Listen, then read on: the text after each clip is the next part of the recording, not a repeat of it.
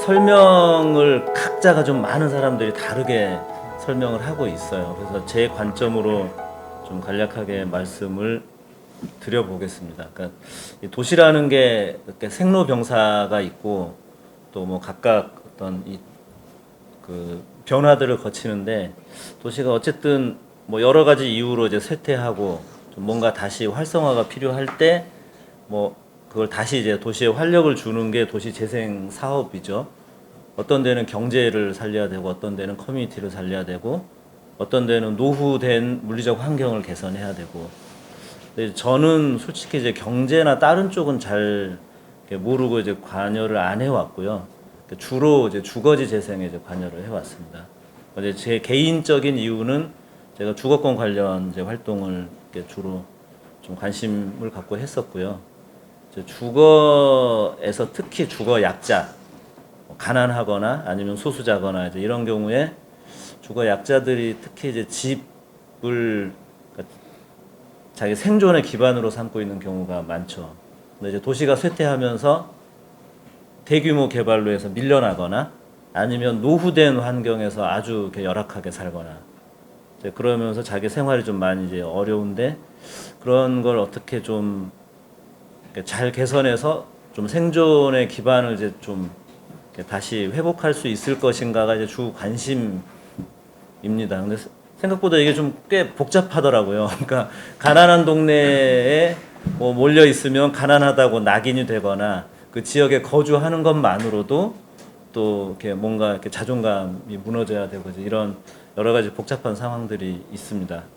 그리고 특히 뭐 이렇게 장애인 같은 경우는 가난하기 때문에 불편하고 위험한 곳에 거주하는데 뭐 오히려 이렇게 여유가 있는 분들은 이제 뭐 요즘 배리어 프리 해가지고 이제 여러 환경들을 좋은 환경에서 지내고 있고 또 뭐 생태 주택으로 얘기되는 뭐 무슨 제로 에너지 하우스 뭐 이런 것도 마찬가지고 그러니까 제가 이제 도시재생에 처음에 관심을 가졌을 때도 뭐 그런 문제였어요. 그러니까 가난한 사람들한테 정말 필요한 주거가 뭔가 오히려 부자들이 누리고 있는 쾌적하고 에너지가 안 들고 뭐 그런 곳이 가난한 사람들한테 더 필요한 주거가 아닌가 이런 생각을 하면서 도시재생에 관심을 가졌는데 실제로는 뭐 장애인들한테 뭐 무슨 무장애 이런 환경을 그런 주거로 이동하는 게 굉장히 꿈 같은 일인 경우가 좀 많았었고요.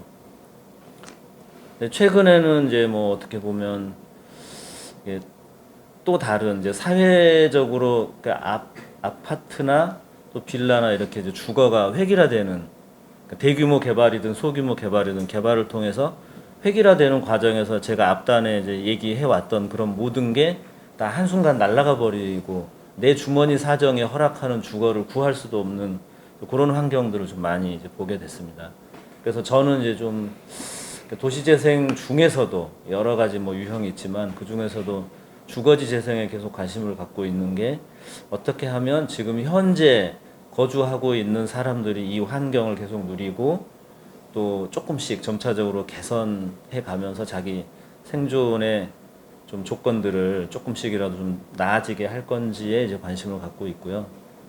뭐 주거지 재생 사업 중에 뭐 주거 환경 관리 사업 또 뭐 도시재생 활성화 사업 중에 근린재생 일반형 사업들이 가지고 있는 이제 특징이 좀 그런 겁니다. 그래서 어떤 전면적인 개발, 철거 이런 것보다는 지금에 있는 환경 속에서 좀 활용할 수 있는 잠재적인 자원을 최대한 활용하고 또 기존의 환경을 급격하게 바꾸는 게 아니라 좀 점차적으로 점진적으로 또 준비할 수 있는 그런 이제 시간을 좀 같이 이제 공유하면서 개선해 나가는 이제 그런 성격이기 때문에 이제 도시재생에 같이 좀 참여를 하고 있고요. 어쨌든 저한테는 그렇습니다. 그래서 주로 이제 뭐 관심 갖는 게 다양한 주거 환경을 유지하고 좀 존속하는 것. 그 이면에 깔린 제일 큰 맥락은 그러니까 생물의 그 생존 환경은 다양성, 어떤 물리적 환경의 다양성 속에서 그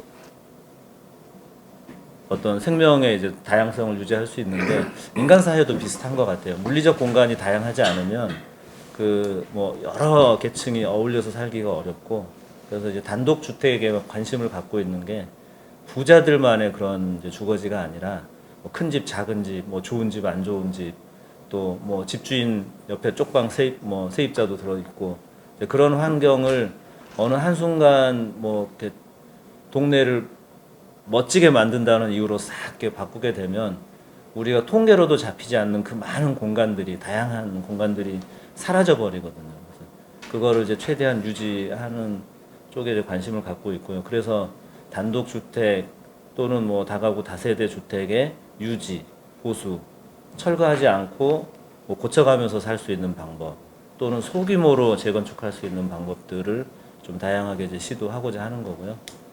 그거를 뭐 좀 어려운 말로 얘기하면 임대주택 총량을 유지하는 공공임대주택도 아직 제한적이고 사회주택도 아직은 실험 단계에 있고 그러면 기존에 있는 뭐 이렇게 문칸방 또는 뭐 이렇게 작은 월세, 뭐 전세, 반전세 이제 이런 것들이 우리가 인위적으로 계획할 수 없는 이제 다양한 곳곳에 이제 들어가 있는데 그런 거를 이렇게 좀 계속 유지하면서 이렇게 작게 좀 다른 실험들이 보태지고 좀 확장될 수 있지 않을까 그런 생각을 하고 있는 거고요.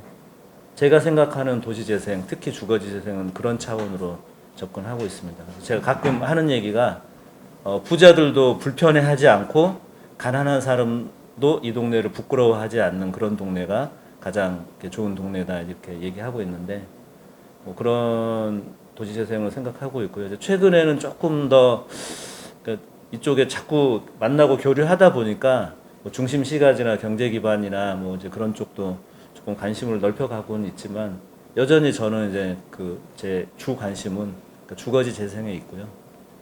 아마도 도시 재생에 대한 의문들이 요즘 많이 나오는데 뭐 젠트리피케이션이나 뭐 또는 어떤 뭐 지역에 너무 이벤트 위주가 아닌가.